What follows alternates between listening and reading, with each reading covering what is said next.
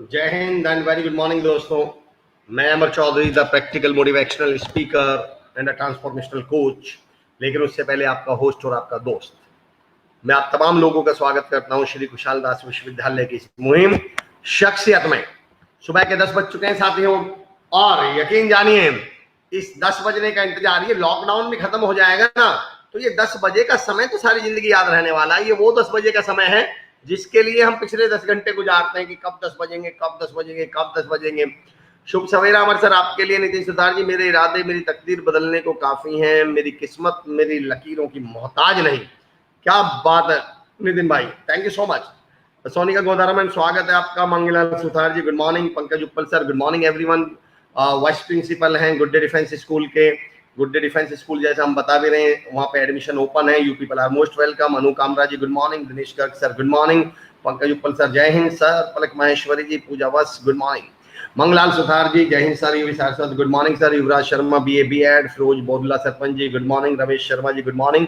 D pharma SKD university, क्या बात है रमेश शर्मा जी। दोस्तों आप आज मेरी जो कोशिश रहेगी, कुमार कोविद सर, जय हिंद सर। ऋषि अरोड़ा जी, गुड मॉर्निंग, स्वागत है। कुमार कोविद सर हमारे एडमिशन सेल के हेड हैं, हमारे करियर काउंसलिंग के हेड हैं।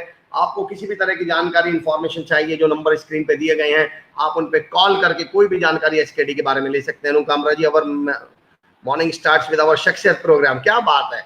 मोनू चौधरी जी, गुड मॉर्निंग। अनु कामरा जी ऐसा लिख रहे हैं कि अवर मॉर्निंग स्टार्ट्स विद अवर शख्सियत प्रोग्राम। एम राठौर जी, गुड मॉर्निंग। सुराज भैया सर, वेलकम, स्वागत है स्वराज सर आपका। दीपक बिश्नोई जी, ओके। जितेंद्र, जय श्री कृष्ण। दोस्तों आज मैं कोशिश ये करूंगा कि आज आधे घंटे का मेरा पहला सेशन है जिसमें शालिनी पाठक मैम आने वाली हैं। और दोस्तों यकीन जानिए, मैं शख्सियत उसको नहीं मानता, मेरा हमेशा से ये मानना रहा है कि शख्सियत वो नहीं है जो खुद मुकाम पर पहुंच गए, जो खुद बड़े बन गए। शख्सियत वो है जिनसे मिलकर, जिनसे प्रेरणा लेकर, जिनको देखकर बाकी लोग बड़े बन सकें, बाकी कामयाब हो सकें, बाकी जिंदगी में कुछ हासिल कर सकें। आज मैं एक ऐसी ही शख्सियत से आपको रूबरू कराने वाला हूं। और आज मैं कमेंट्स इसलिए भी कम पढ़ूंगा क्योंकि मेरे पास हाफ एन आवर का समय है। मेरी कोशिश रहेगी कि आप लोगों के तमाम क्वेश्चन मैं शालिनी पाठक मैम तक पहुंचा सकूं। तो दोस्तों मैं स्वागत करता हूं Maharana Pratap awardee, Asian games gold medalist, silver medalist, SAF games gold medalist और inspector Rajasthan police, respected Shalini Pathak ma'am. Ma'am बहुत बहुत स्वागत है आपका। Thank you very much sir. मैं SKD कॉलेज का बहुत बहुत धन्यवाद करती हूँ कि आज आप लोगों ने मुझे एक शख्सियत प्रोग्राम में बुलाया। और इसके साथ ही मैं जितने भी लोग देख रही हूँ, सबसे पहले उन सबको ये कहूँगी कि कोरोना चल रहा है, be safe, be fit, be healthy. Thank you very much. क्या बात है मैम, आपकी आवाज मुझे कुछ कम सुनाई दे रही है, एक बार आप थोड़ा माइक के पास में रखिएगा। अब एक बार बोलिएगा मैम। सर मैं कहना चाह रही हूँ कि आज मैं सबसे पहले SKD कॉलेज का धन्यवाद करना चाहूँगी कि आज एक मौका दिया गया मुझे शख्सियत प्रोग्राम में आने का। और मैं सभी जो लोग देख रहे हैं उन सबको कहूँगी कि क्योंकि कोरोना फैल रहा है तो अपने घर में रहें, सेफ रहें और इस प्रोग्राम को एंजॉय करें। क्या बात है मैम, बहुत बहुत शुक्रिया। मैं फिर भी संजीव सर आपसे एक रिक्वेस्ट करूंगा, एक बात थोड़ी सी वॉल्यूम, मैम आपको मोबाइल की वॉल्यूम बढ़ानी पड़ेगी, बहुत कम वॉल्यूम है, शायद एक बार मोबाइल की वॉल्यूम आप चेक करें।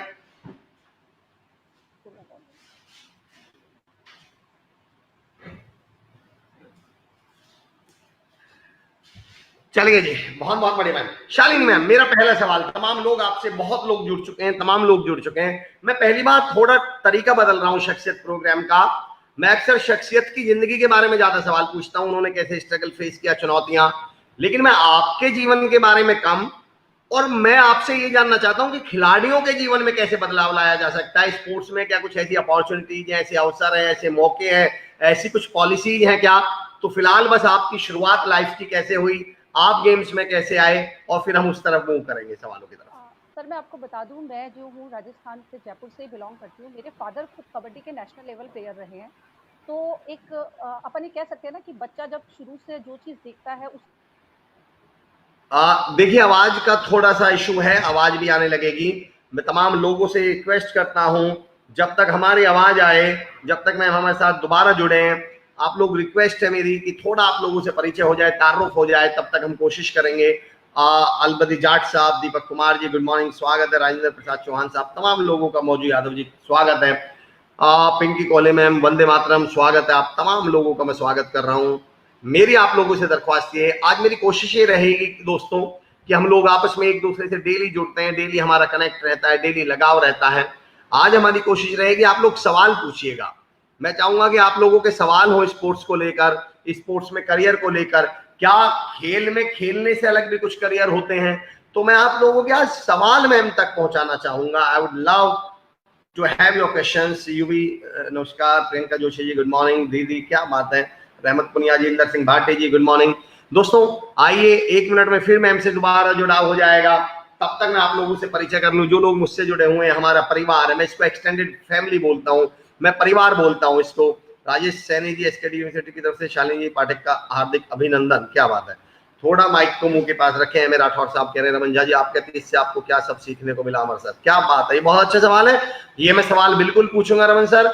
शालू Sharma ji hoping for best session again. S K Siddharth जी, मैं चित्रेश कुमार सुदास बीकानेर से, क्या बात है सुथार साहब, आपसे तो हम लगातार संपर्क में हैं, डेली आपसे जुड़ना होता है, आप हमारे परिवार के सदस्य हैं।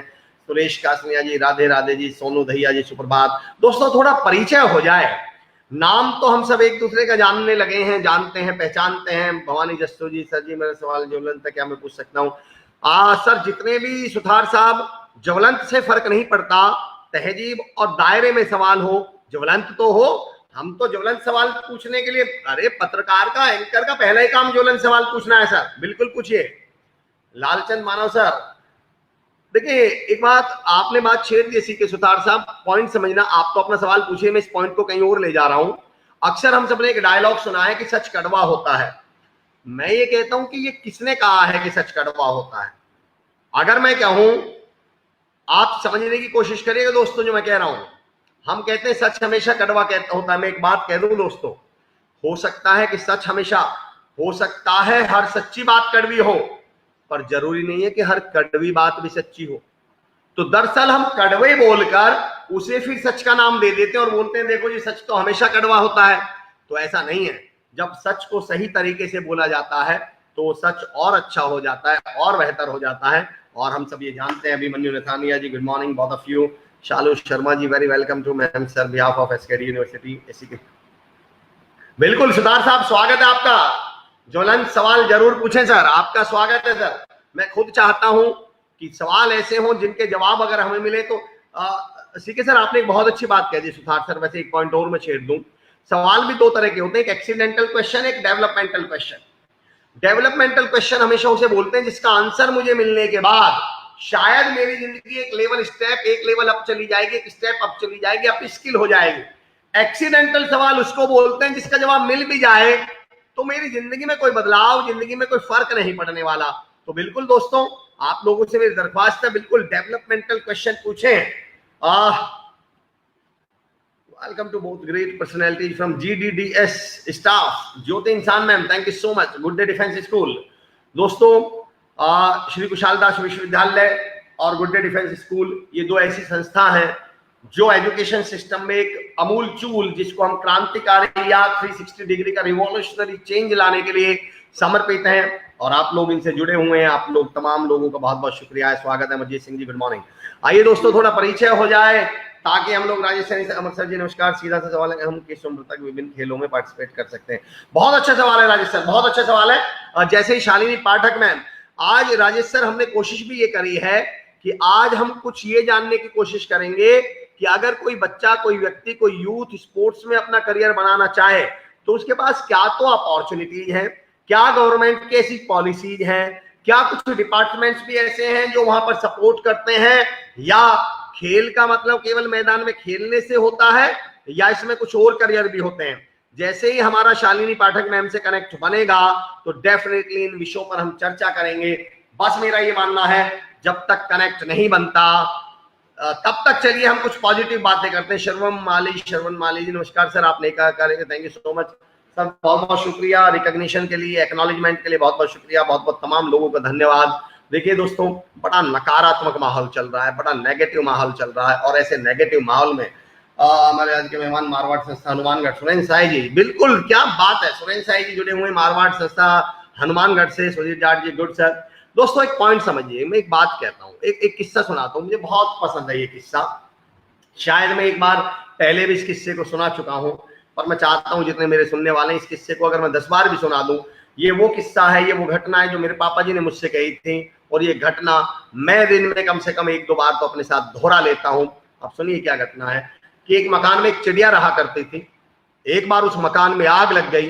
मैं कई बार सुना चुका हूं, लेकिन फिर सुनिए, ये तो ऐसी बात है कि जब तक अमल में ना आ जाए, जब तक हमारे अंदर ना आ जाए, 50 बार भी सुन लें, 50 बार भी सुनाएं, इसकी प्रैक्टिस करें, इसे अपने अंदर लाएं, अपने अंदर इम्बाइब करें। एक मकान में एक चिड़िया रहा करती थी। एक बार उस मकान में आग लग गई। जब मकान में आग लगी तो सब लोगों ने कोशिश करी उस आग को बुझाने की। किसी ने पानी बाल्टी से डाला, किसी ने पाइप से पानी डाला, जिसके पास जो रास्ता था उसने कोशिश करी। तो वो चिड़िया भी अपनी चोंच में पानी ला लाकर, वो चिड़िया अपनी चोंच में पानी लाकर उस आग पर डालने लगी। वहां एक हमारे जैसा समझदार कौवा भी था। वो कौवा उस चिड़िया से बोला कि चिड़िया, तेरा दिमाग खराब है, तू पागल है, तेरे एक चोंच से ये तू चोंच में पानी भरकर ला रही है, तेरे एक चोंच पानी से ये आग बुझ जाएगी क्या? चिड़िया बोली कि देख कौवा, मैं अच्छी तरह जानती हूं कि मेरे एक चोंच पानी से ये आग नहीं बुझेगी, पर मैं ये चाहती हूं कि जिस दिन इस घटना का जिक्र किया जाए, जिस दिन इस कहानी का जिक्र किया जाए, उस दिन मेरा नाम आग बुझाने वालों में आना चाहिए, तमाशा देखने वालों में नहीं। दोस्तों हमेशा याद रखिएगा, लॉकडाउन भी वही घटना है, चुनौतियां भी वही घटना है, परेशानियां। आप किसी संस्था से जुड़े होंगे, किसी परिवार से जुड़े होंगे, किसी कॉलेज से जुड़े होंगे, किसी कंपनी से जुड़े होंगे, किसी यूनिवर्सिटी से जुड़े होंगे, आप अपने परिवार से जुड़े होंगे। आप अपने आप से ये पूछिए, इन विषम परिस्थितियों में, इन आग लगने वाली घटनाओं में, इन मुश्किल हालात में आप तमाशा देखने वालों में खड़े हैं या आग बुझाने वालों में? क्या मेरा कोई कंट्रीब्यूशन है? क्या कहीं मैं मैं कुछ नहीं कर सकता, कम से कम पॉजिटिव बातें तो कर सकता हूं, कम से कम सकारात्मक बातें तो कर सकता हूं, कम से कम लोगों से पॉजिटिव बातें तो कर सकता हूं। इन हालात में जिसने पॉजिटिव बात कर ली ना दोस्तों, यकीन जानिए वो भी दुनिया का बहुत बड़ा क्रांतिकारी है, वो भी दुनिया में बहुत बड़ा काम कर रहा है इस समय हालात में। तो कम से कम हम आग बुझाने वालों में हो, तमाशा देखने वालों में नहीं। और एक बात और दोस्तों, एक बात और समझना, जो मैं अपने आप से हमेशा कहता हूं, ईश्वर ने एक लाइन खींची है और लाइन के दोनों तरफ आग बुझाने में आना चाहिए, आग लगाने में नहीं। क्या बात है मांगेलाल सुतार साहब, थैंक यू। मेरा पॉइंट समझना दोस्तों, ईश्वर ने एक लाइन खींची हुई है और उस लाइन के दो तरफ लोग हैं। एक लाइन के तरफ लोग हैं लेने वाले, जिनको ईश्वर ने इस लायक नहीं बनाया। देख रहे हैं आप, मजदूर लोग हैं, गरीब लोग हैं, वो लोग हैं जिनके पास कमाई के साधन नहीं है, रास्ते नहीं है, और लाइन के एक तरफ पैदा किए हैं दे सकने लायक लोग, जिनके पास देने के लिए कुछ है, चाहे वो पैसा हो, चाहे वो खाना हो, चाहे वो कपड़े हो, और कुछ ना हो तो हौसला हो। अब मेरा बस एक पॉइंट समझना जो मैं कहना, क्या बात है सरदार साहब, क्या बात कही आप ये बढ़िया पॉइंट कहा आपने। मेरा एक पॉइंट समझना, अगला जो मैसेज मैं देना चाह रहा हूं, मेरा एक पॉइंट समझना, भगवान ने हम लाइन के एक तरफ, कुछ लोग एक तरफ बनाए हैं लेने लायक गरीब लोग, मजदूर लोग, परेशान लोग, इस समय जिनको जरूरत है वो लोग। लाइन के एक तरफ हम जैसे लोग, आप जैसे लोग बनाए हैं जो दे सकने में सक्षम है। अब मेरा बस पॉइंट सुन लीजिएगा, मैं क्या कहना चाह रहा हूँ। सत्यनारायण जी स्वागत है आपका, सुखदेव सर स्वागत है आपका। मेरा पॉइंट समझना, मुझे एक बात बताओ दोस्तों, अगर किसी का क्रिकेट टीम में सिलेक्शन हो जाए, किसी का टीम में सिलेक्शन हो जाए, स्पोर्ट्स की टीम में, हॉकी में, फुटबॉल में, किसी भी टीम में सिलेक्शन हो जाए, और अगर वो परफॉर्म ना करे, तो मुझे बताइएगा जरा। मनीष जोशी जी स्वागत, थैंक यू सो मच। मुझे बताइए मैनेजमेंट फिर क्या करता है? मान लो मेरा क्रिकेट टीम में सिलेक्शन हो गया और मैं रन नहीं बना पा रहा हूं, विकेट नहीं ले पा रहा हूं, स्कोर नहीं कर पा रहा हूं, तो बताइए अब मैनेजमेंट क्या करने वाला है मेरे साथ? जरा मुझे बताइएगा, आंसर चाहता हूं मैं इस बात का आप लोगों से। जरा मुझे आंसर बताइए, क्या करने वाले मैनेजमेंट मेरे साथ? अगर मैनेजमेंट ने मुझे टीम में लिया, सर वहां मान लीजिए एडमिशन के प्रोसेस के लिए सर एक नंबर स्क्रीन पे इस समय देख रहे होंगे, आपका स्वागत है, आप उस पर कांटेक्ट कीजिएगा, आपको पूरी डिटेल बताई जाएगी सर, बिल्कुल बताया जाएगा।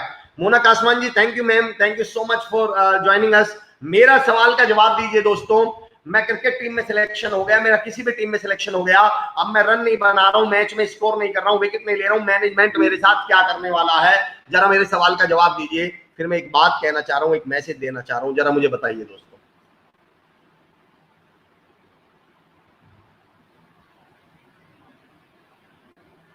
मैं जानता हूं आंसर आने में, रिस्पॉन्स आने में टाइम लगता है ऑनलाइन, लेकिन अगर एक दो लोग भी मुझे बता देंगे तो मैं समझ जाऊंगा कि मेरी आवाज आप तक आ रही है, कनेक्ट हो पा रहा हूं मैं आप लोगों से।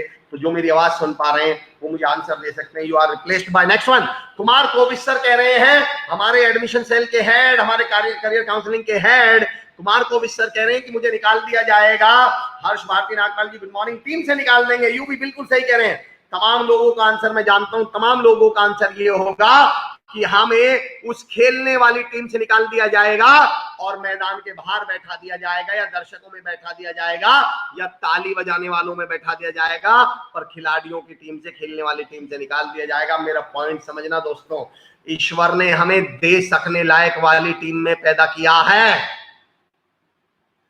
हमें ईश्वर ने दे सकने लायक वाली टीम में पैदा किया है, जो किसी को देने की क्षमता रखते हैं, चाहे वो पैसा हो, चाहे वो कपड़े हो, चाहे वो खाना हो, और चाहे वो हिम्मत हो। और अगर हमने इस वाले ग्रुप में, इस वाली टीम में, इस वाली लाइन के इधर परफॉर्म नहीं किया, वो काम नहीं किया जिसके लिए ईश्वर ने हमें इस लाइन में बनाया था, दे सकने वाली लाइन में, तो अब भगवान अब आपसे कहेगा, आजा बेटा, तू परफॉर्म नहीं कर रहा है, तू दे सकने वाली टीम में रहने लायक है ही नहीं, अब तू यहां से उठ, अब मैं तुझे लेने वाली लाइन में डाल दूंगा। अब तू किसी देने लायक नहीं बचेगा, अब तू दूसरों से मांगने लायक हो जाएगा, दूसरों से मांगता फिरेगा। दोस्तों, भगवान ने देने वाली टीम में पैदा करे हो, इस टीम में परफॉर्म करते रहो, देने का काम करते रहो, मदद करने का काम करते रहो, सपोर्ट करने का काम करते रहो, हौसला बढ़ाने का काम करते रहो, ताकि सारी जिंदगी देने लायक रहो। वरना ईश्वर इस देने वाली टीम से निकालकर उस लेने वाली, मांगने वाली, मजदूर वाली, गरीब वाली, परेशान वाली टीम में डाल देगा। फिर आप शिकायत करते फिरेंगे कि मेरे साथ ये क्या हुआ है। तो दोस्तों, देने वाली टीम में बनाए हैं, देने वाली टीम में बने रहिए। जितना हम सब कुछ, सब नहीं दोस्तों, देखिए, यकीन जानिए, हम सब कुछ नहीं कर सकते, पर हम सब कुछ ना कुछ जरूर कर सकते हैं। हम सब कुछ नहीं कर सकते, और हम सब कुछ ना कुछ जरूर कर सकते हैं। और मैं तो हमेशा कहता हूं, जब आपका सिलेक्शन हुआ है तो कोई ना कोई खूबी थी, तभी सिलेक्शन हुआ आपको। अरे वाह सुधार साहब, पॉइंट तो आपका सही है। सुधार साहब, कंडीशन ये थी कि अगर मैं परफॉर्म नहीं करूंगा, सिलेक्शन होने के बाद अगर मैं परफॉर्म नहीं करूंगा तो क्या होगा। कंडीशन ये थी। सिलेक्शन हो जाने का मतलब परमानेंसी नहीं होता। हजारों खिलाड़ी आते हैं, हजारों निकाले जाते हैं। सुधीर जाट जी कह रहे हैं, आज के टाइम में कुछ भी असंभव नहीं है, अगर लक्ष्य सही हो। क्या सबके लिए, सब एक के लिए, क्या बात है। तमाम लोग आइए, पॉजिटिव लोग जुड़ते हैं, आइए पॉजिटिव लोग जुड़ते हैं, सकारात्मक लोगों। Shalu well should never give up, well said. क्या बात है Shalu ji, thank you so much. दोस्तों, एक पॉइंट और समझना, पॉजिटिव एक बात बताता हूं आपको। देखो, इस दुनिया में बुराई भी है, इस दुनिया में अच्छाई भी है। अक्सर लोग कहते हैं इस दुनिया में बुराई बहुत है, पर मैं आपको बताऊं, इस दुनिया में अच्छाई ज्यादा है। फिर ये बुराई ज्यादा दिखती क्यों है? आइए इस पॉइंट को, राजेश सैनी जी, श्रीमान आपने मेरा सवाल पढ़ा, धन्यवाद। मैं राष्ट्रीय पर सिलेक्शन के लिए उनकी मैं राजेश सर, जैसे ही शालिनी पाठक मैम जुड़ेंगे, दरअसल मैं तो अभी शालिनी पाठक मैम नेटवर्क की वजह से जुड़ नहीं पा रहे हैं, तो मैं उस खाली समय को खाली ना छोड़कर भरा हुआ समय बनाना चाह रहा हूं। उस समय को जब गैप आ गया, मैं उस पुल का काम कर रहा हूं फिलहाल। बेसिकली मैं कोशिश, देखिए मेरे पास दो रास्ते हैं, या तो मैं अब नेटवर्क का रोना रो के बैठा रहूं, आप समझने की कोशिश करिए कि यार नेटवर्क नहीं है, नेटवर्क में ये समस्या है, उससे आपका क्या भला हो जाएगा, उससे मेरा क्या भला हो जाएगा।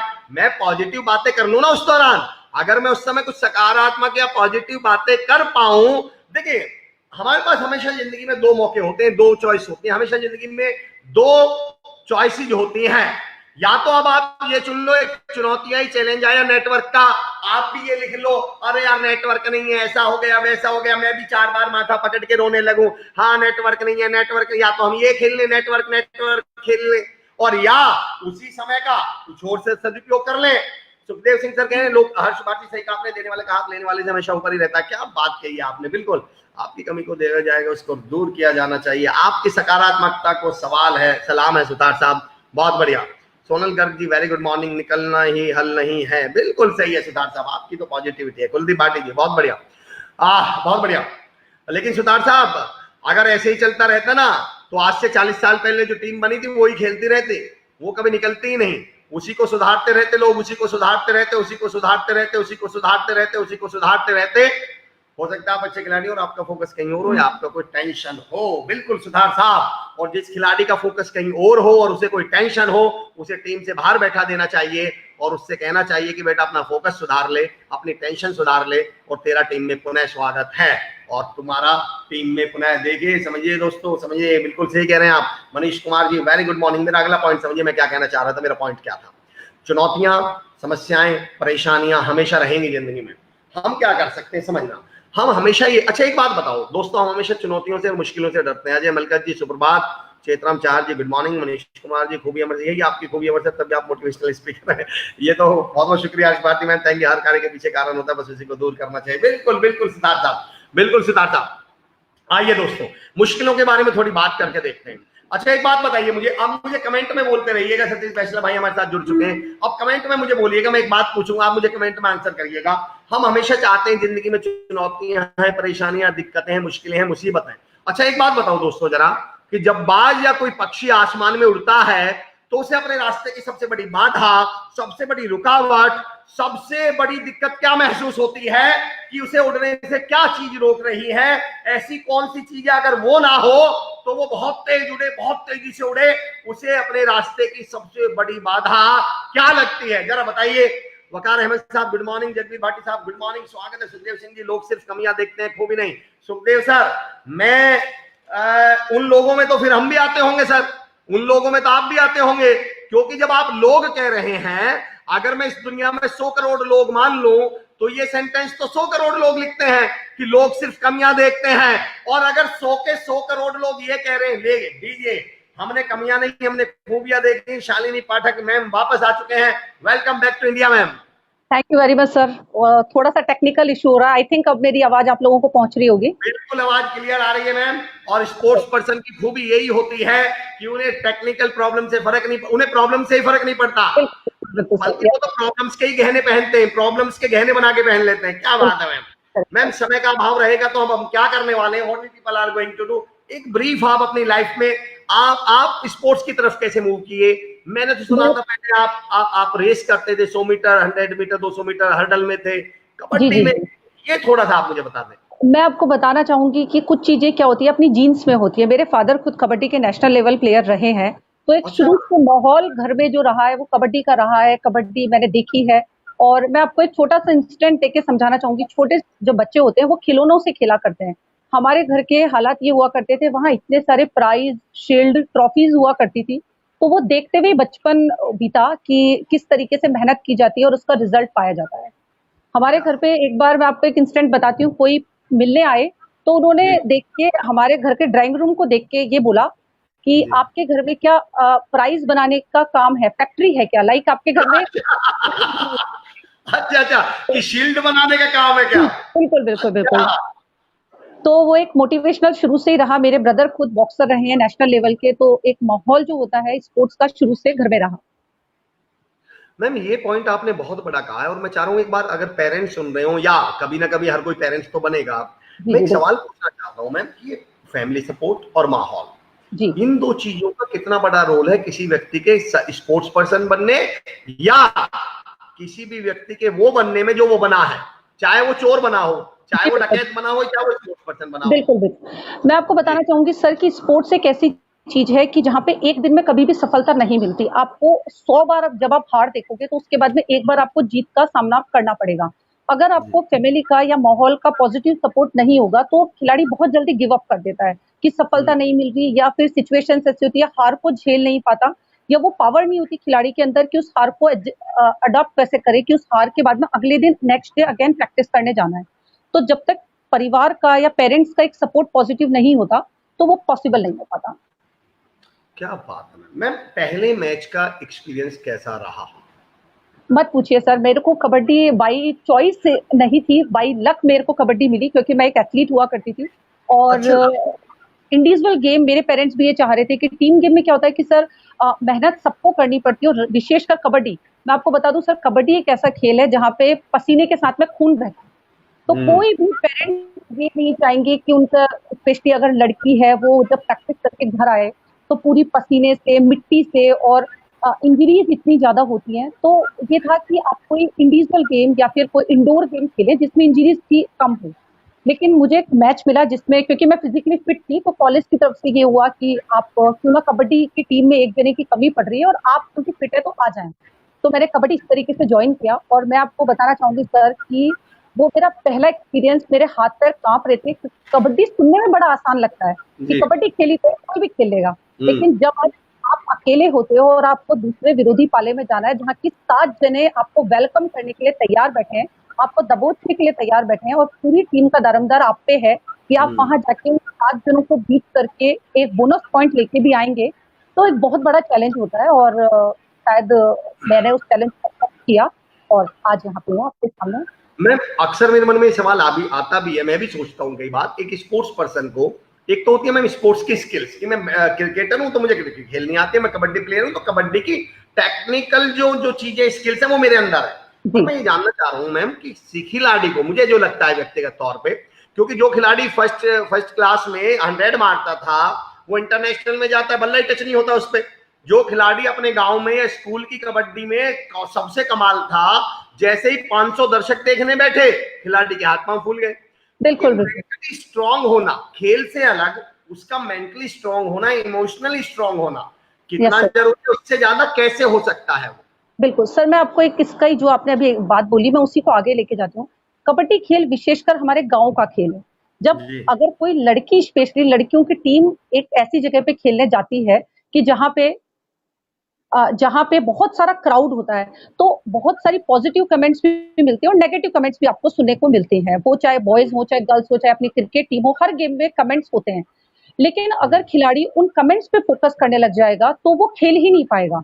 तो सबसे पहले खिलाड़ी को इम्पोर्टेंट ये है वो एकाग्र रहे, उसका पूरा जो फोकस है वो केवल अपने गेम पे, अपने टीममेट्स पे और अपने कोच पे रहे। बाहर की ना वो सुने कि बाहर के लोग क्या चाह रहे हैं, क्योंकि अगर अपन क्रिकेट का एग्जांपल लेते हैं, बाहर के लोग चिल्लाते हैं, अरे धोनी छक्का लगा दे, अरे कोहली फोर लगा दे। उनके बोलने से अगर वो प्रेशर वो झेल नहीं पाएंगे तो खेल ही नहीं पाएंगे। तो सबसे इम्पोर्टेंट ये है खिलाड़ी को प्रेशर झेलना आना चाहिए। खिलाड़ी को केवल खेल नहीं, प्रेशर झेलना भी आना चाहिए। क्या बात है, आपने बिल्कुल बड़ी बात। मैम एक राजेश सैनी साहब का एक सवाल था, सवाल ये था कि किस उम्र तक कोई भी खिलाड़ी खेल सकता है या खिलाड़ी बन सकता है, किस उम्र तक, ऐसा कोई उम्र का कुछ? बिल्कुल सर, कोई भी दायरा नहीं होता उम्र का। मैं आपको मेरा एग्जांपल देती हूँ कि मैं 2006 में जो साउथ एशियन गेम्स हुए थे उसमें मैंने गोल्ड मेडल टीम की मैं सदस्य रही थी और राजस्थान की मैं पहली अंतर्राष्ट्रीय खिलाड़ी रही हूँ। उसके बाद में जी सर, उसके बाद में 2008 में मैंने राजस्थान पुलिस में as a sub inspector join किया और क्योंकि डिपार्टमेंट की टीम नहीं थी, कबड्डी की टीम नहीं थी, तो मुझे एक ब्रेक लेना पड़ा और उस समय पिछले 5-6 साल मैं केवल स्पोर्ट्स से जुड़ी हुई थी, लेकिन एज ए ऑफिसर मैं टीम को देख रही थी, उनको लुकआउट कर रही थी। लेकिन 2016 में मतलब ऑलमोस्ट 7-8 साल के गैप के बाद में अगेन राजस्थान पुलिस की महिला टीम बनाई गई और मुझे हमारे डीजीपी सर और एडीजीपी सर के द्वारा निर्देश दिए गए कि शालिनी, क्योंकि आप इंटरनेशनल प्लेयर हैं और आप खेल सकते हैं तो व्हाई नॉट आप दोबारा कोशिश करते। सर एक खिलाड़ी जो कि 8 साल तक अपने फील्ड से दूर रहा हो, तो मैं ये कहना चाहूंगी सर कोई भी एज लिमिट नहीं होती। आज अपन खिलाड़ी अनूप है, राकेश कुमार है या फिर मंजीत किलर है जो कि एज में बड़े हैं, लेकिन अगर आपकी फिटनेस अच्छी है, आपने अपने आप को फिट रख रखा है, स्किलफुल है आप और आप अपने एक्सपीरियंस का फायदा उठा के खेलना जानते हैं, तो अब कोई एज लिमिट नहीं होती अगर आपकी फिटनेस लेवल और मेंटली आप स्ट्रांग है तो। क्या बात है दोस्तों, आज मैं आपके कमेंट्स के लिए माजरत चाहूंगा, समय क्योंकि बड़ा अभाव रहेगा, तो मैं चाह रहा हूं मैम की ज्यादा बातें हम तक पहुंच जाएं, तो आपके कमेंट्स मुझ पर उधार रहेंगे कल के लिए। शालिनी मैम, मैं एक सवाल ये पूछना चाह रहा था, स्पोर्ट्स खेल केवल खिलाड़ी को संतुष्टि देता है या रोजगार भी देता है, कामयाबी भी देता है? आपको क्या क्या दिया और क्या क्या गेम देता है खिलाड़ियों को, मैं ये जानना चाह रहा हूँ। सर मैं बस इसका एक एग्जांपल मैं आपके सामने बैठी हूँ। बात रही रोजगार की, तो राजस्थान सरकार की विशेषकर मैं मुख्यमंत्री महोदय और खेल मंत्री महोदय का धन्यवाद देना चाहूंगी कि इस समय जो हमारे राजस्थान का स्पोर्ट्स है बहुत ग्रो कर रहा है। सबसे पहले क्या होता था सर, पहले के जमाने में जो पेरेंट्स होते थे वो और खिलाड़ी दोनों इस बात से परेशान होते थे कि अगर आप कितना ही खेल लो, अगर नौकरी नहीं मिलेगी तो अंत में आप रोटी कहाँ से लेके आएंगे, खाएंगे कहाँ से। और क्योंकि खिलाड़ी की एक एज होती है, एक आपका एक ग्राफ होता है, मान लीजिए आपने 15 साल खेल को दे दिए और उसके बाद में आप अर्न नहीं कर पाए, तो खिलाड़ी भी टूटता है, उसका परिवार भी टूटता है, उससे जुड़े हुए जितने लोग हैं सब नकारात्मक सोच लेके आते हैं और खिलाड़ी क्या करता है, इससे बचने के लिए पलायन करता है। मीन राजस्थान के खिलाड़ी कहते हैं बाहर जाके जॉब कर रहे थे, चाहे वो आर्मी में जाए, चाहे रेलवेज में जाए या फिर और अदर एजेंसीज में जाए। तो इसके लिए मैं सबसे पहले धन्यवाद देना चाहूंगी सीएम सर का और खेल मंत्री महोदय का, जो कि खुद एक खिलाड़ी रहे हैं। उन्होंने इतनी अच्छी स्पोर्ट्स पॉलिसी राजस्थान को गिफ्ट दी है, और नॉट ओनली गिफ्ट कहूंगी, उसको इम्प्लीमेंट भी कर दिया है। आज राजस्थान में 2% जो है, 2% कोटा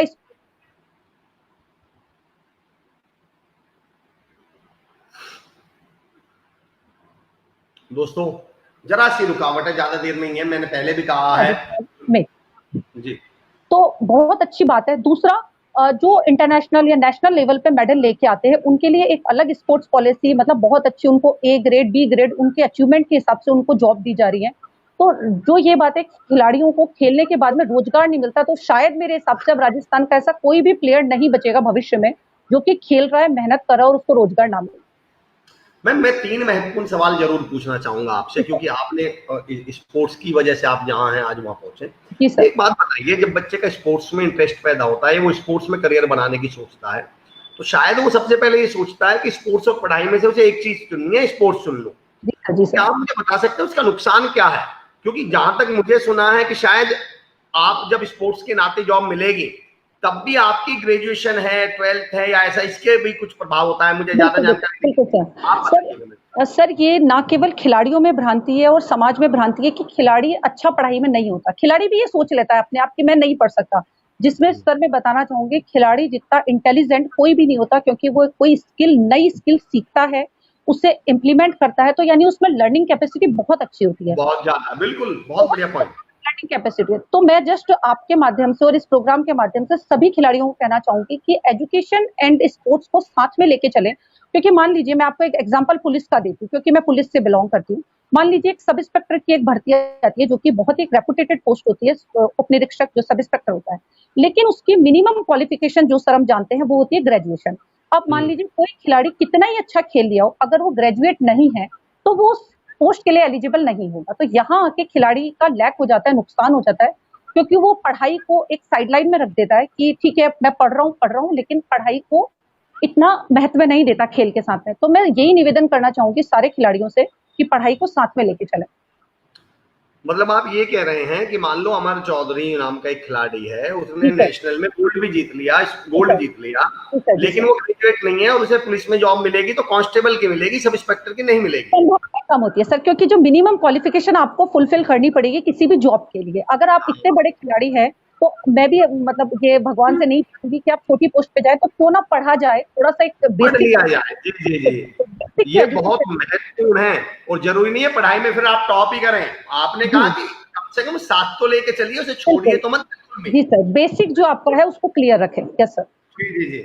मैम एक सवाल और, क्योंकि आप कबड्डी से बिलोंग करती हैं, मेरा एक सवाल था, इस क्रिकेट में जो माँ का बेटा था ना, जो पहला बेटा था, वो इस देश में क्रिकेट था, बाकी तो सोतेले बच्चे थे, जितने भी खेल हुआ करते थे। तो क्या अब ये सोतेले बच्चे सगे बच्चों में बदल रहे हैं क्या धीरे धीरे?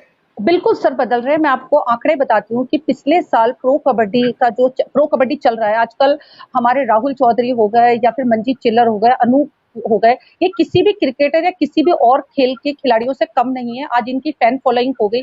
आज अगर आप किसी भी प्लेयर से, कबड्डी प्लेयर्स के बारे में उनकी उतनी सेल्फीज ली जाती हैं, ऑटोग्राफ लिए जाते हैं, तो कहीं पे भी कबड्डी का जो लाइमलाइट है बहुत ज्यादा हो गया है प्रो कबड्डी के कारण। और कबड्डी की जो टीआरपी है प्रो कबड्डी के कारण, लगभग जो अपने आईपीएल है उसके समकक्ष कबड्डी चल रहा है। आने वाले सालों में hope for the best, kabaddi शायद देश का बहुत ऊपर तक ग्रो करेगा। हाँ, और मुझे ऐसा लगता है मैम केवल कबड्डी नहीं, काफी गेम्स अब ऐसे हो चुके हैं जिनमें बहुत डेवलपमेंट है। हमारे बॉक्सिंग हो गई, रेसलिंग हो गई, हमारे बैडमिंटन, टेनिस, ये खेल ऐसे हैं जहाँ पे राजस्थान, इंडिया जो है वो बहुत अच्छा कर रहा है, और इंडिया नहीं राजस्थान भी बहुत अच्छा कर रहा है। बहुत बढ़िया। अच्छा मैम, आप पुलिस डिपार्टमेंट में हैं, मैं ये जानना चाह रहा था, बड़ा सख्त डिपार्टमेंट होता है, आप लोगों के पास कानून की बहुत बड़ी व्यवस्था संभालनी होती है, आप लोगों का जो मेंटल प्रेशर होता है वो दूसरे तरह का होता है कि सिस्टम देखना आप लोगों, तो क्या इसमें खेल के लिए भी कुछ गुंजाइश होती है? डिपार्टमेंट खेल के लिए कुछ करता है? बिल्कुल सर, मैं आपको बताना चाहूंगी कि पहले का तो, जब मैं भर्ती हुई तब का तो माहौल कुछ अलग था, लेकिन पिछले 8-10 सालों में जो खेल है वो पुलिस डिपार्टमेंट में बिल्कुल एक प्रायोरिटी पे लिया जा रहा है। बहुत सारे मेडल, बहुत सारे इंटरनेशनल प्लेयर्स हम लोग प्रोड्यूस कर रहे हैं। हमारी खुद की राजस्थान की बेटी जो सपना पूनिया है, जो कि ओलंपिक तक जाके आई है, या फिर राजू चौधरी है जो कि एशियन गेम्स ब्रॉन्ज मेडल है, या फिर जो ममता ढाका है जो कि सैफ गेम्स गोल्ड मेडलिस्ट है। बहुत सारे जो प्लेयर्स है राजस्थान पुलिस के, वो आज वहां तक जा रहे हैं। और राजस्थान पुलिस में अब जो है वो स्पोर्ट्स केवल नाम मात्र के लिए नहीं रह गया है, क्योंकि बहुत अच्छी पोस्ट पे प्लेयर्स भी आ रहे हैं। और हमारे डीजीपी सर, एडीजीपी सर, जो आरएससी जो चीफ स्पोर्ट्स ऑफिसर होते हैं, वो खुद पर्सनल इंटरेस्ट लेके, सर मैं आपको बताना चाहूंगी कि आज हर टीम के साथ में, पुलिस की हर टीम के साथ में अपना कोच है, अपना फिजियो है, अपने कोचेज होते हैं, अपना डाइटिशियन होता है। तो बिल्कुल सिस्टमेटिक तरीके से राजस्थान पुलिस में ट्रेनिंग दी जा रही है। मैम, जब हम जॉब की बात करते हैं, स्पोर्ट्स की बात करते हैं, तो क्या स्पोर्ट्स का मतलब केवल खिलाड़ी बन जाना होता है, मैदान में खेलना, या इसमें कुछ अदर करियर्स भी होते हैं? स्पोर्ट्स में कुछ और करियर्स भी होते हैं? सर बहुत सारे, जब आप टीम पे काम करते हैं तो टीम मैनेजमेंट सबसे इंपॉर्टेंट होता है। इतने सारे खिलाड़ियों को साथ में लेके चलना, तो स्पोर्ट्स मैनेजर्स होते हैं, फिजियोथेरेपिस्ट होते हैं टीम के साथ में, मसाजर्स होते हैं। और आजकल तो मैं आपको खुद का मेरा एग्जांपल देती हूँ, क्योंकि मेरे अभी लास्ट ईयर ही मेरे नी इंजरी हुई थी और अब शायद मैं एक्टिव प्लेयर के रूप में ना खेल पाऊँ क्योंकि ऑपरेट करा है। तो आई एम डूइंग NIS, मैं डिप्लोमा इन स्पोर्ट्स ट्रेनिंग कर रही हूँ बैंगलोर से, और आके मैं मेरी सेवाएं राजस्थान पुलिस और राजस्थान की टीम को देने वाली हूँ। तो कोच इटसेल्फ एक ऐसी चीज होती है जो कि नए खिलाड़ी प्रोड्यूस करता है। तो बहुत सारे खेल में केवल खिलाड़ी नहीं, बहुत सारी शाखाएं निकलती हैं। आप मैनेजमेंट है, आप फिजियोथेरेपी कर सकते हैं, आप डाइटिशियन का कोर्स कर सकते हैं और खेलों को आगे बढ़ा सकते हैं। मेरा लास्ट सवाल मैम, यस सर। एक लड़की 2006 में सेफ गोल्ड गेम्स में जाती है, मेडल जीतती है, फिर वही लड़की 2016 में 2008 के बाद 2016 8 साल बाद कम बैक करती है। तो ये लड़की ने पंगा कैसे लिया, मतलब 8 साल बाद? सर बिल्कुल, आपको पंगा मूवी देखनी चाहिए, आप समझ जाएंगे पंगा कैसे लिया। इसलिए पूछ रहा हूँ, जी सर, पंगा कहीं आपने तो नहीं बनी है? नहीं नहीं सर, बहुत सारे खिलाड़ी ऐसे हैं जो कम बैक करते हैं। मैं सर आपको बताऊं कि खिलाड़ी की एज कुछ नहीं होती, ये नंबर्स होते हैं, एज केवल नंबर्स होते हैं। आपकी विल पावर और आपकी फिजिकल स्ट्रेंथ और आपके पर सपोर्ट सिस्टम कितना काम करा जा रहा है, ये सब बहुत इंपॉर्टेंट होता है। खिलाड़ी को केवल ग्राउंड में खेलना होता है, लेकिन जो सपोर्ट सिस्टम होता है आपका परिवार का, आपके कोचेस का, आपके सहायक खिलाड़ियों का, वो सब मैटर करता है खिलाड़ी को कम बैक करने के लिए। 8 साल के गैप के बाद मुझे कम्पीट उन लोगों से करना था जो कि एक्टिव प्लेयर थे। तो एक पूरा प्रोग्राम बनाया गया 6 महीने का कि इनको कैसे फिटनेस लाई जाए, इनके डाइट पे कैसे काम किया जाए, इनके परफॉर्मेंस को कैसे इंक्रीज किया जाए। तो नथिंग इज इम्पॉसिबल सर, मैं तो ये कहूंगी लाइफ में कुछ भी इम्पॉसिबल नहीं है, अगर आप ठान ले तो कुछ भी इम्पॉसिबल नहीं। क्या बात है मैम, मैं कंक्लूड करना चाहूंगा इस प्रोग्राम को, पर उससे पहले आपका कोई मैसेज, चाहे वो यूथ हो, चाहे वो स्पोर्ट्स पर्सन हो, चाहे वो परिवार हो, किसी को भी, जिसको भी आप ये कहना चाहते हैं, कोई एक साथ में ही सबको लेती हूँ। पेरेंट्स से मैं ये रिक्वेस्ट करूंगी कि बच्चों को जो वो करना चाहते हैं, जो उनके ड्रीम्स हो, चाहे स्पोर्ट्स में हो, लड़कियां हो स्पेशली, उनको मौका दिया जाए। मौका बहुत मिल रहा है, लेकिन उनको आगे बढ़ाया जाए। घर से शुरुआत होती है, आप उनको मोटिवेट करें। खिलाड़ियों को स्पेशली मैं ये कहूंगी, या यूथ है उनको ये कहूंगी, पेशेंस सबसे इंपॉर्टेंट, पेशेंस होता है। आप सफलता बहुत जल्दी नहीं मिलती, कई बार उसमें बहुत सारी हार देखने के बाद में सफलता मिलती है। तो पेशेंस बनाए, एकदम से कोई भी रातों रात हीरो नहीं बनता, 1000 बार जीरो बनने के बाद में वो हीरो बनता है। तो हार्ड वर्क, केवल हार्ड वर्क, कोई शॉर्टकट नहीं होता है स्पोर्ट्स में। क्या बात है, यकीन जानिए शालिनी पाठक मैम, मतलब नेटवर्क के इश्यूज बहुत आते हैं, पर मुझे पहली बार दुख हुआ है। मैं हमेशा नेटवर्क के इशू को झेलने में हमेशा मानता हूँ कोई भाई नेटवर्क ना मेरे आपके ना हाथ में, पर पहली बार मुझे दुख हो रहा है कि नहीं आया होता तो हम प्रोग्राम और मतलब हमें बहुत जानकारी आपसे मिली होती। बहुत मतलब यकीन जानिए इतनी सारगर्भित आपने जानकारी दी है इतने कम समय में, और मुझे लगता है खिलाड़ियों के लिए बहुत बड़ा ये प्रोग्राम हो सकता है। Thank you very much sir, thank you, it's my pleasure. बहुत बहुत शुक्रिया मैम इस मंच पर आने के लिए, अपना समय निकालने के लिए। Thank you so much, we are really very grateful to you. Thank you so much, बहुत बहुत शुक्रिया ma'am, thank you so much. दोस्तों यकीन जानिए इतनी बड़ी बात इतने आसानी तरीके से मैम ने हमें समझा दी है। हमें कई बार इंफॉर्मेशन सही मिल जाए तो शायद हम हमारी मंजिल पे हम आसानी से पहुंच सकते हैं। मैं आज माजरत चाह रहा हूं जिन लोगों के मैं कमेंट नहीं पढ़ पा रहा हूं, क्योंकि आज मैं चाहता हूं कि शख्सियतों से मैं आपको रूबरू कराऊं। रमेश मेघवाल सर ने कमेंट लिखा है, मैं बहुत बहुत शुक्रगुजार हूं सर आपका। आपका कमेंट मुझे उधार रहेगा। ज्योति पाठक जी, रमेश शर्मा जी, तमाम लोगों को मैं कुमार को जी। दोस्तों आज शख्सियत के दूसरे पार्ट में, दूसरे हिस्से में मैं अब एक ऐसी शख्सियत से आपको मिलवाने वाला हूं जिस शख्सियत से मिलने के बाद अगर आप दो काम होने वाले हैं, या तो इस शख्सियत से मिलने के बाद आप अपनी जिंदगी के सारे बहाने भूल जाएंगे, आप सारे बहाने बंद कर देंगे, और या उसके बाद आप सिर्फ बहाने ही बना पाएंगे, जिंदगी में और कुछ तो नहीं कर पाएंगे। क्योंकि जिस शख्सियत को मैं आपके सामने लेकर आ रहा हूं वो शख्सियत हमारे हनुमानगढ़ फतेहगढ़ के एक छोटे से गांव, वो शख्सियत जिसने एक छोटे से गांव की विजय पताका विदेशों तक फैलाई और हमारे पूरे राजस्थान का नाम, पूरे हिंदुस्तान का नाम पूरी दुनिया में रोशन किया। Arjun awardee, Maharana Pratap awardee, 2 times gold medalist, रावली अवार्डी। और अगर मैं अवार्ड गिनने बैठ जाऊं तो शायद मुझे 15 मिनट अवार्ड में लग जाएंगे। मैं ऐसी शख्सियत आदरणीय श्री जगसीर सर का बहुत बहुत स्वागत करता हूं। सर, मैं एसकेडी यूनिवर्सिटी का बहुत बहुत धन्यवाद करता हूँ कि आज मुझे अपनी बात, अपनी लाइफ का एक्सपीरियंस शेयर करने का मौका मिलेगा, आप सब लोगों से बात करने का मौका मिलेगा। सर, मेरा पहला सवाल जगसीर सर, तमाम लोग हमसे जुड़ चुके हैं, जो लोग जुड़े हुए हैं, मैं उन तमाम लोगों का बहुत बहुत स्वागत भी कर रहा हूं। जगजीत सर, जब मैंने आपका पढ़ा, मैं आपके बारे में पढ़ रहा था, यकीन जानिए मेरा भतीजा भी मतलब वो एथलीट है, प्रैक्टिस करता है, तो मुझसे कह रहा था बेटा हौसलों से गेम खेले जाते हैं, शरीर से नहीं, तो थोड़ी हिम्मत और हौसला बढ़ाओ। मेरा सवाल पहला सर, लोग फोन लगाते हैं सर किसी को और फोन कट जाए तो किस्मत को कोसने लगते हैं, यार नेटवर्क नहीं आ रहा, यार हमारी तो किस्मत ही खराब है। लोगों का दूध फट जाए तो किस्मत को रोने लगते हैं। यहां तो हाथ कट गया आपका, आपने तो किस्मत को नहीं कोसा, आपने तो किस्मत का रोना नहीं रोया। ये हौसला, ये जज्बा कहां से आया जगसीर सर? सर, क्या है कि बचपन होता है खेलने कूदने का बच्चों का, तो मेरा बचपन में 7-8 साल का था, तो खेत में खाना लेके जा रहा था, मेरे लाइट का करंट लग गया, उसके बाद सारा हाथ जल गया। 3-4 महीने में हॉस्पिटल रहा, तो मेरा हाथ जलने के बाद बिल्कुल खराब हो गया, तो डॉक्टरों को काटना पड़ा। हाथ कटने के बाद मैं बचपन था, मुझे इतना समझ नहीं थी, पर परिवार वालों को सबको पता था भी आगे आने वाला टाइम कैसा होगा।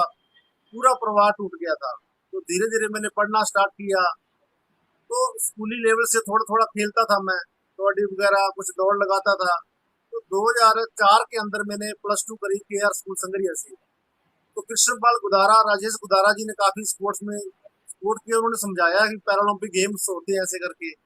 फिर मैं हनुमानगढ़ आया, तो बचपन जो मुझे खेलने का था, फिर RD सिंह सर से मिला मैं आके, तो मेरा बचपन में ये सारी चीजें होने के बाद मेरा हौसला कभी कम नहीं हुआ, और आज भी मेरा ऐसे ही हौसला है। क्या बात है सर। एक लड़का कॉलेज कैंपस में घूम रहा है, उस लड़के पे अचानक RD सर की नजर पड़ती है और वो सर उससे पूछते हैं, RD शर्मा सर पूछते हैं उस लड़के से कि क्या तुम दौड़ोगे? लड़के का जवाब होता है कि जूते मिल जाए तो दौड़ लूंगा, जूते हो तो मुझे कोई फर्क नहीं पड़ता। मैं ये कहना चाह रहा हूं कि जब उन्होंने ऐसा कहा आपसे, हाँ, हालांकि आप सब समझ गए होंगे जिस लड़के की मैं बात कर रहा हूं वो हमारी शख्सियत अर्जुन अवार्डी, हमारे लिए आदरणीय जगसीर सर है। लेकिन सर, जब अचानक किसी ने ऐसा कहा तो लोगों के मुंह से पहला तो जवाब ये निकलता, अरे सर मैं कैसे कर लूंगा, सर मैं तो कर ही नहीं पाऊंगा। लेकिन आपके मुंह से तो ये निकला, यस सर आप कहिए। यानी आपके लिए जो एक चैलेंज था उसी को आपने अवसर में बदल दिया। सर, क्या था कि मेरे पास खोने के लिए कुछ था ही नहीं, सब कुछ पाने के लिए था। जब भी मैंने कहा कुछ करूंगा तो पाऊंगा, मेरे खोने के लिए क्या, जो खोना था वो खो गया है सब कुछ। तो उसके बाद सर ने इसी बात बोली, तो मैंने कहा कि सर मेरा घर में जाने का वैसे मन नहीं लगता है, लोग कुछ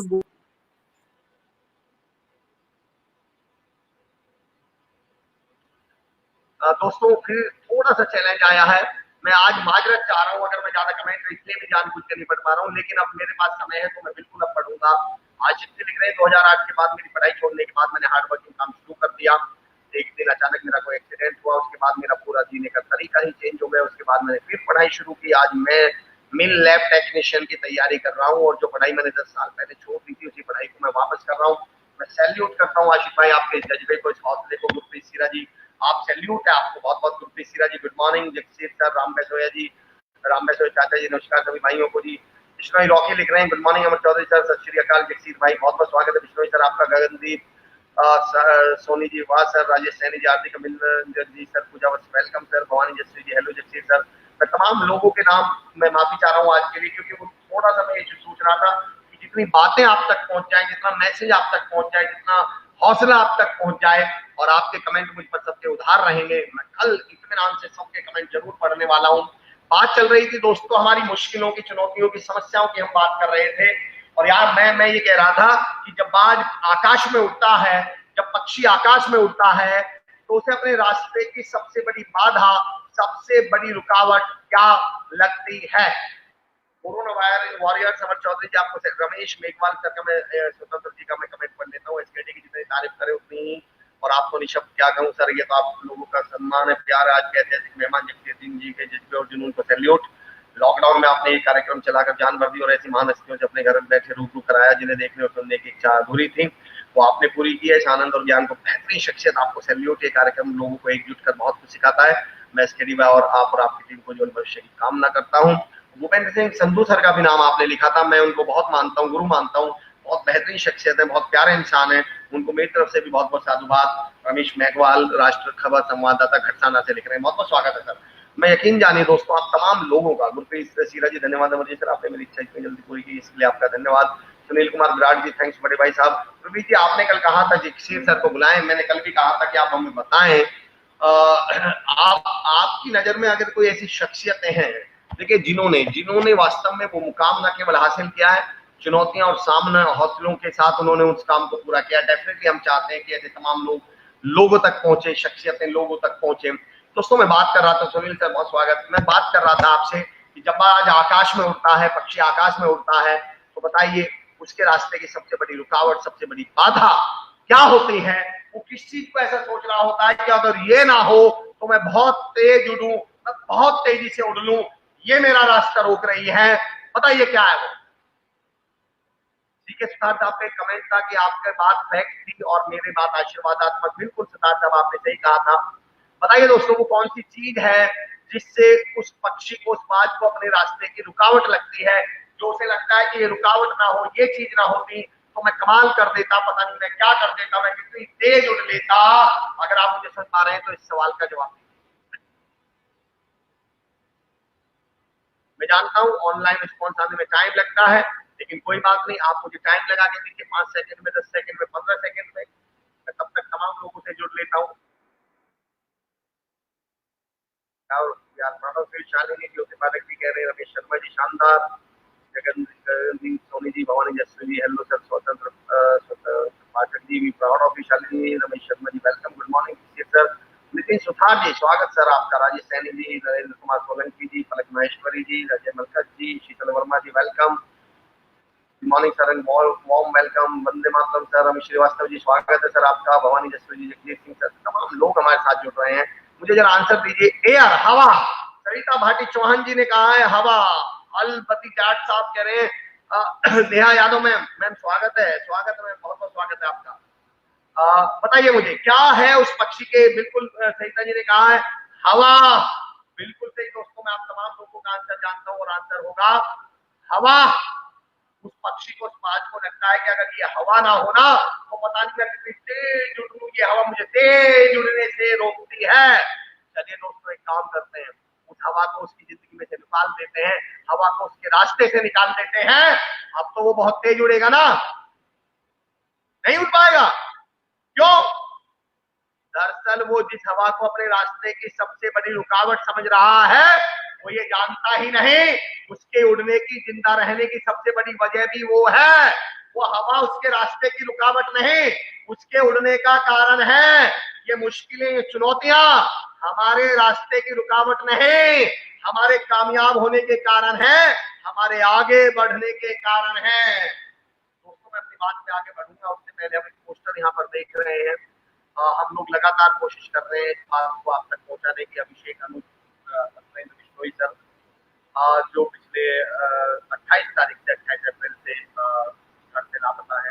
अगर किसी भी व्यक्ति को ये फोटो, ये व्यक्ति कहीं दिखते हैं, ये लड़का कहीं दिखता है, कहीं दिखते हैं, तो या तो आप फोटो लेकर रख लें, कोशिश करें अपने दोस्तों के साथ सर्कुलेट करें, अपने आसपास के लोगों से बताएं, ताकि देखिए आप समझ सकते हैं जिसका बच्चा होता है उस पर क्या बीतती है, उस पर क्या गुजरती है। तो मैं आप तमाम लोगों से दरख्वास्त करता हूँ, ये भी एक बहुत सामाजिक कार्य है, बहुत जरूरी काम है, हम एक दूसरे के काम आए, कोशिश कीजिएगा, शायद आपकी मेहनत आपकी मेहनत काम आए। आज को लगता है हवा ना हो तो उसके उड़ने में मुश्किल होगी, और हकीकत ये है दरअसल उसके उड़ने की ये चुनौतियां, ये मुश्किलें, ये दिक्कतें, ये परेशानियां, ये समस्याएं हमारे रास्ते की रुकावट, हमारे रुकने का नहीं, हमारे बढ़ने का कारण है। अगर ये रास्ते, एक सवाल पूछता हूँ, अगला सवाल पूछता हूँ दोस्तों, चलिए बताइएगा, आंसर दीजिएगा, कनेक्ट करिएगा। गाड़ी में ब्रेक किस लिए होते हैं? गाड़ी में ब्रेक किस लिए होते हैं बताइए? गाड़ी में ब्रेक किस लिए होते हैं बताइए मुझे। Shri Kushal Das university admission open 2020-21 contact now. आप लोग कॉन्टैक्ट कर सकते हैं। प्रोविजनल एडमिशन लिए जा रहे हैं। 12th के रिजल्ट नहीं भी आए तो आप एडमिशन ले सकते हैं। और हम ये मतलब कि प्रोविजनल एडमिशन बोलते हैं उसको, ताकि आपको फिर कैओस ना हो, फिर दिक्कत ना हो। तो जब आपके रिजल्ट आ जाएंगे तब आप उस एडमिशन को बिल्कुल कंटिन्यू कर लेंगे। नहीं आएंगे तो रिफंडेबल होगा, ये तो बट ऑब्वियस है, इसमें तो कोई बताने वाली बात नहीं है। बताइए दोस्तों, गाड़ी में ब्रेक किस लिए होते हैं? जो लोग मेरे साथ जुड़े हुए हैं, तमाम लोग जो सुन रहे हैं मुझे, जिन तक मेरी आवाज पहुंच रही है, वो मुझे बताएं गाड़ी में ब्रेक किस लिए होते हैं। जो मुझे सुन पा रहे हैं, मैं जानता हूँ टाइम लगता है, इट टेक्स टाइम।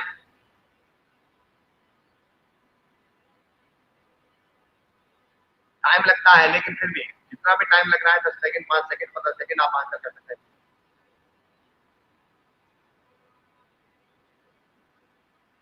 गाड़ी में ब्रेक किस लिए होते हैं?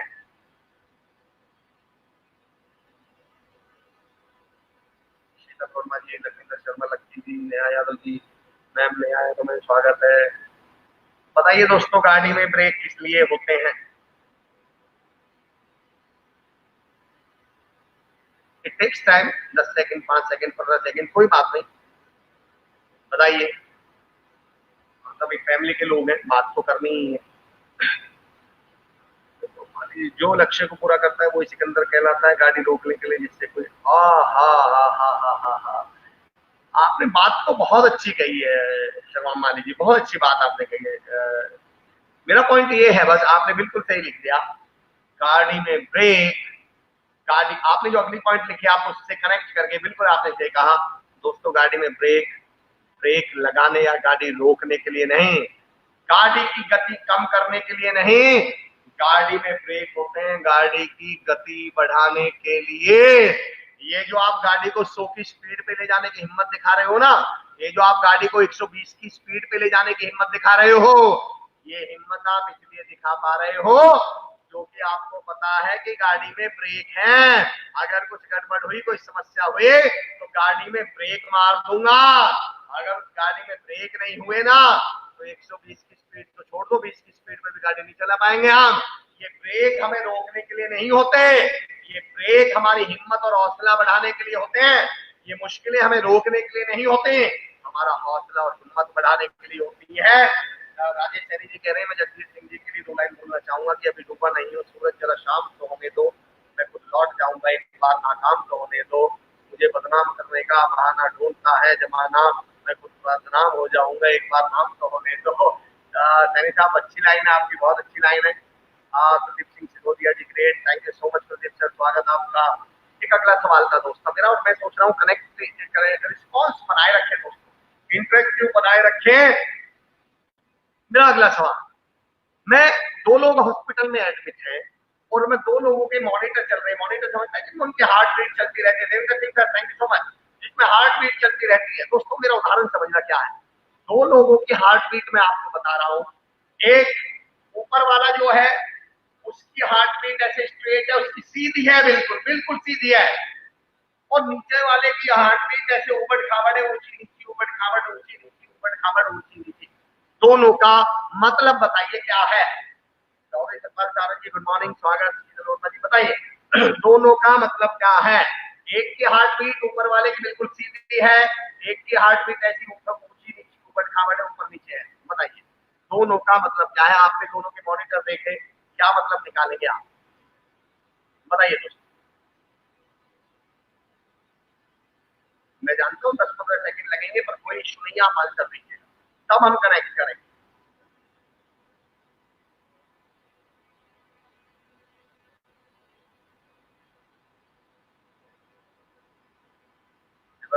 जी good morning, without aim no life, Jyoti Insan ji, क्या बात है Jyoti ma'am, without aim no life.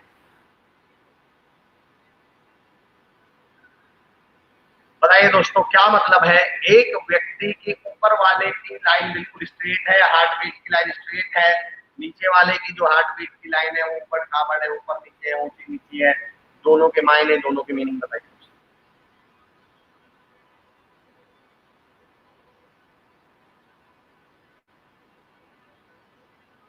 जैसे कोई रिस्पॉन्स आएगा मैं डेफिनेटली हम उस पर बात करेंगे, आगे बढ़ेंगे।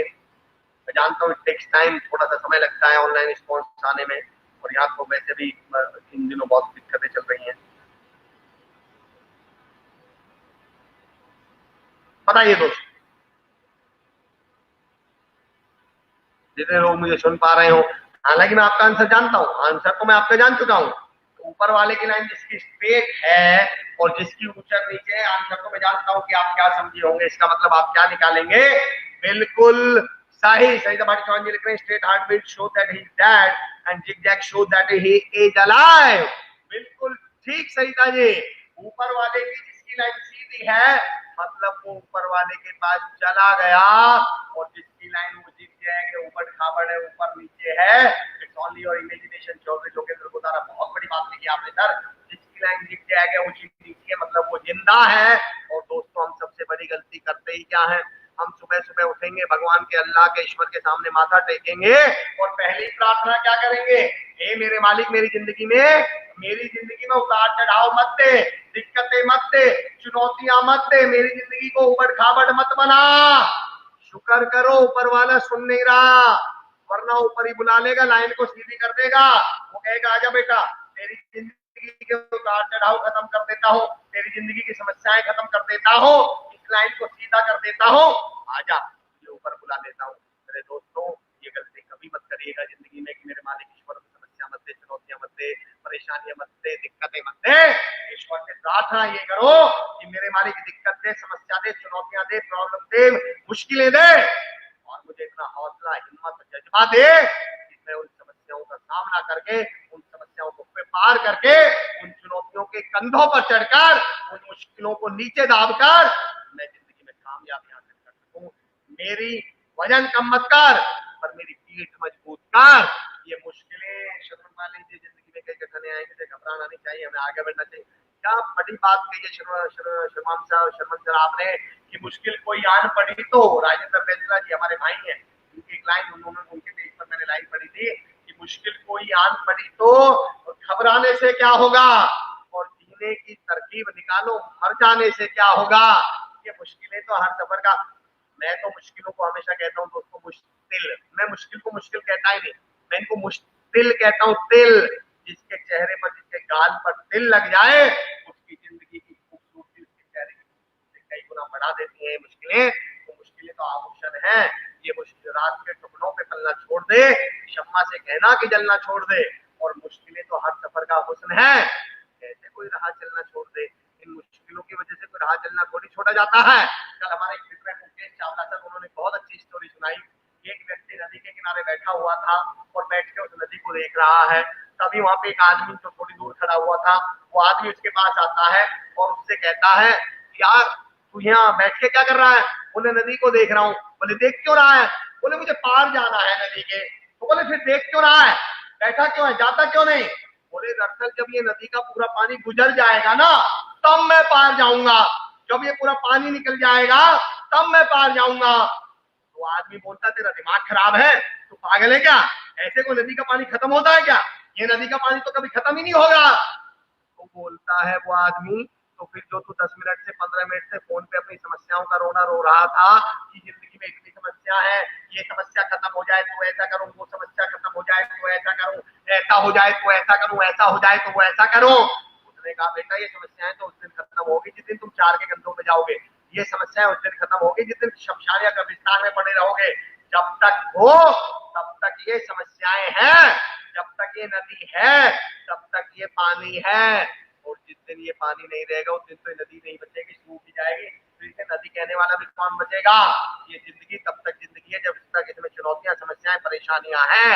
इनसे डरना छोड़िए दोस्तों, इनका सामना करिए, हौसला करिए और इन्हें पार उतरिए। क्या हुआ, जो शख्सियत दिखाई नहीं दे रहे प्रमोद लता जी, बिल्कुल नेटवर्क का इशू है, जैसे ही नेटवर्क कनेक्ट होगा तो बिल्कुल हमसे जुड़ जाएंगे।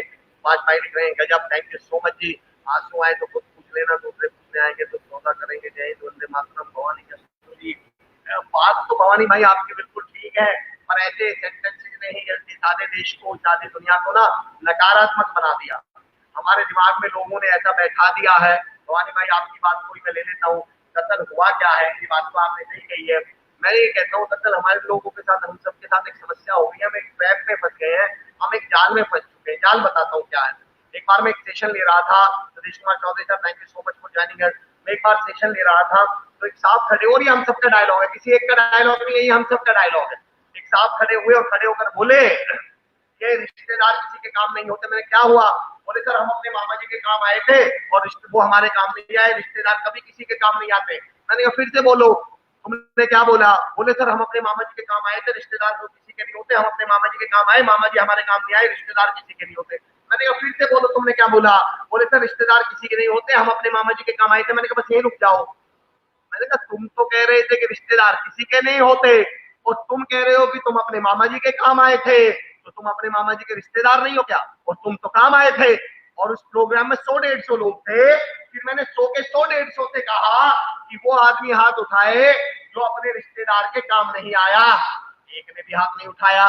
मैंने कहा वो हाथ उठाए जो अपने रिश्तेदार के काम आया है। सबने हाथ उठा दिया। तो मैंने कहा जब तुम सारे रिश्तेदार के काम आए हुए हो तो फिर वो कौन से रिश्तेदार हैं जो किसी के काम नहीं आते? वो मंगल ग्रह पे पाए जाते हैं क्या? जब तुम 100 के 100 कह रहे हो और ऐसे 100 के 100 से मैंने 100 बार पूछा है और सब के सब ये कहते हैं कि हम काम आए हैं, हम काम आए हैं, तो फिर वो काम ना आने वाले रिश्तेदार कौन से हैं? मैं ये पूछता हूं दोस्तों, जिनको आप कह रहे हैं कि और पूछेंगे तो वो सौदा करेंगे और पूछेंगे तो मजे लेंगे वो, मेरा सवाल ये, उन और में तो हम भी आते होंगे फिर, तो आप ऐसा ही करते हैं क्या? मैं ऐसा ही करता हूं क्या? हम सब ऐसा ही करते हैं क्या? और अगर हम सब ऐसा नहीं करते तो ऐसा फिर करता कौन है? मैं ये बताना चाह रहा हूँ दोस्तों, ये कुछ डायलॉग थे, ये कुछ बातें थी तो हमारे दिमाग में घुसा दी गई और फिर हमने इनको बोलना शुरू कर दिया और इनको बोलने के चक्कर में हमें ऐसे लगने लगा कि दुनिया वास्तव में बहुत बुरी है, दुनिया वास्तव में बहुत खतरनाक है, दुनिया वास्तव में बहुत मतलबी है। हकीकत तो ये है दोस्तों, दुनिया बहुत खूबसूरत है, दुनिया में बहुत रोज शख्सियतों से रोज तो सुन रहे हो। कोई कहता, मैंने अभी तो कहा था जगजीत सर को आरडी सर ने घूमते हुए देखा और उनको वहां से उठा लिया। कल देवेंद्र झाझड़िया सर ने कहा था कि आरडी सर ने उनको स्पोर्ट्स पर्सन बना दिया। श्याम रंगीला सर ने कहा था कि ख्याली सर ने उन्हें पहला मौका दिया। जीटी सर ने कहा था, जीटी सर ने ये कहा था, जीटी जगजीत सर ने कि मुझे भूपेंद्र संधू सर ने, गुरसेवक अली सर ने, मुझे इन सब ने बहुत सपोर्ट किया, इन लोगों ने। अरे वो कौन है जो सपोर्ट नहीं कर रहे? बताओ तो सही हमें। रोज तो शख्सियत आके यही बता रही है कि फला ने मुझे सपोर्ट किया, उसने मुझे सपोर्ट किया, उसने मेरी मदद करी। कल ही तो रबिया साहब कहकर गए थे कि सब संदीप जाट साहब ने मुझे उठाकर स्टार बना दिया। तो फिर वो लोग कौन है जो दूसरों की मदद नहीं कर रहे? वो लोग कौन है जो दूसरों के आंसू नहीं पूछ रहे? वो कौन है जो मजे ले रहे हैं? कोई भी नहीं है वो लोग। ये तो हमने डायलॉग बोल बोल के इस दुनिया को इतना बुरा बना दिया कि अब सबको क्या लगने लगी कि दुनिया बहुत बुरी है। दुनिया इतनी बुरी नहीं है मेरे दोस्तों, दुनिया बहुत मजेदार है, दुनिया बहुत अच्छी है, दुनिया बहुत शानदार है। Ma'am thank you so much, बहुत बहुत शुक्रिया। अब मैं बताता हूँ ये दुनिया बुरी कैसे हुई। अब मैं फिर कंक्लूड करूंगा 5 मिनट के अंदर इस सेशन को, और मुझे ऐसा लग रहा है कि हम जगजीत सर से दोबारा मुलाकात करने वाले हैं। Thank you so much Jyoti ma'am, thank you so much. हम जगजीत सर से दोबारा मुलाकात करने वाले हैं। बस इस बात को कंप्लीट कर दूं, इस बात को पूरी कर दूं जो मैं कहना चाह रहा हूँ। थोड़ी देर के लिए सोचते हैं, बड़ा कॉन्फिडेंस क्या बात है। Ma'am thank you so much for recognition, आपका बहुत बहुत धन्यवाद। तो चौधरी लोकेंद्र जी लिख रहे हैं wake up with determination, go back to with satisfaction. क्या बात है। Sheetal Verma ji, face every problem in our life, बहुत बढ़िया बात है। मैं जो मैसेज देना चाह रहा हूँ उस मैसेज को समझिएगा। जस्सू भाई ने बहुत अच्छी बात उठाई, मेरा पॉइंट समझना। थोड़ी देर के लिए सोचते हैं दोस्तों, 7 करोड़ की जगह इस दुनिया में केवल 700 करोड़ की जगह 7 करोड़ लोग हैं। इस बात को मैं कभी मौका मिलेगा तो डेफिनेटली मैं इसको करण सहारन जी वेरी गुड मॉर्निंग। बस मैं ये कहना चाह रहा हूँ, यकीन जानो दुनिया बहुत खूबसूरत है, दुनिया बहुत अच्छी है, दुनिया बहुत बढ़िया है। लाइन कह दूं बस, उसके बाद मैं आपको कहूंगा कि ये दुनिया एक हमारे बहुत बड़े मोटिवेशनल स्पीकर हुए प्रमोद बत्रा साहब। प्रमोद बत्रा साहब एक बात कहते हैं कि गाय दूध देती है। आप में से कितने लोग जानते हैं कि गाय दूध देती है? सभी जानते होंगे। पर हमारे घर में 7-8 दिन से गाय खड़ी है, आज तक उस गाय ने दूध नहीं दिया। कोई बता सकता है ऐसा क्यों हो गया? मैं जानता हूं, आपका आंसर भी जानता हूं। ऐसा इसलिए हो गया क्योंकि गाय दूध देती नहीं है, गाय से दूध निकाला जाता है। गाय खड़ी तो है पर मैंने उससे गाय से दूध निकाला नहीं है। ये दुनिया दोस्तों वही गाय है, ये दुनिया वही गाय है जिसे दूध निकालना आता है। इस गाय से जिसे दूध निकालना आता है वो कहता है दुनिया बहुत खूबसूरत है, बहुत अच्छी है, बहुत प्यारी है, बहुत सपोर्ट वाले लोग हैं, बहुत अच्छे लोग हैं, दुनिया बहुत अच्छी है। और जिसे दूध निकालना नहीं आता वो सारी जिंदगी इस गाय की बुराई करता फिरता है, इस दुनिया की बुराई करता फिरता है। क्योंकि एक चीज गाय फ्री में भी देती है बिना निकाले, वो आप भी जानते हैं, मैं भी जानता हूं। तो जिसको गाय से दूध निकालना आ गया, जिसने मेहनत करी, जिसने कामयाबी के लिए लड़ाई लड़ी, जिसने अपने हौसले दिखाए, जिसने जुनून दिखाया, जिसने कुछ करने की क्षमता दिखाई, वो कहता है दुनिया बहुत अच्छी है, और बाकी के ये कहने लग जाते हैं कि दुनिया बहुत बुरी है। क्योंकि दुनिया में सबसे आसान काम है दुनिया को बुरा कह देना। ना इसमें पैसा लगता, ना एफर्ट लगते, ना कोई डिग्री की जरूरत पड़ती, ना स्किल्स की जरूरत पड़ती, ना टैलेंट की जरूरत पड़ती, ना आपको कुछ करके दिखाना पड़ता। सिर्फ एक लाइन बोलो कि दुनिया बहुत बड़ी है, आप भी खुश और अपना मन भी संतुष्ट। जी सर।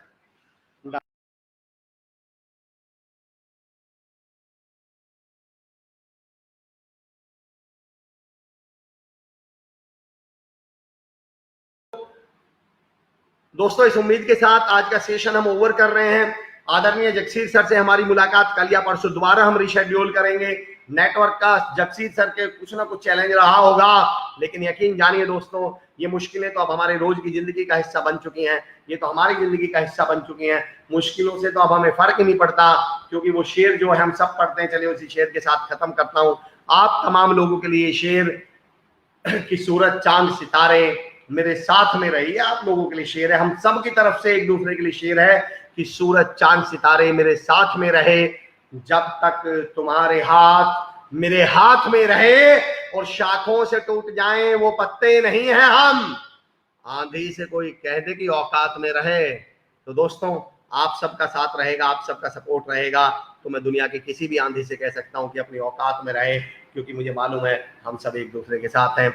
आज के लिए मैं खत्म करूंगा आज के प्रोग्राम को। आदरणीय जगसीर सर से हमारी मुलाकात नहीं हो पाई, पर मैं इस वादे के साथ आज का प्रोग्राम खत्म कर रहा हूं कि जगसीर सर से मैं आपकी डेफिनेटली मुलाकात करवाऊंगा। शीतल वर्मा जी, थैंक यू सो मच। आप तमाम लोगों का सुनने के लिए बहुत बहुत शुक्रिया, बहुत बहुत धन्यवाद। सी यू टुमारो। कल मिलते हैं 10 बजे एक नई शख्सियत के साथ।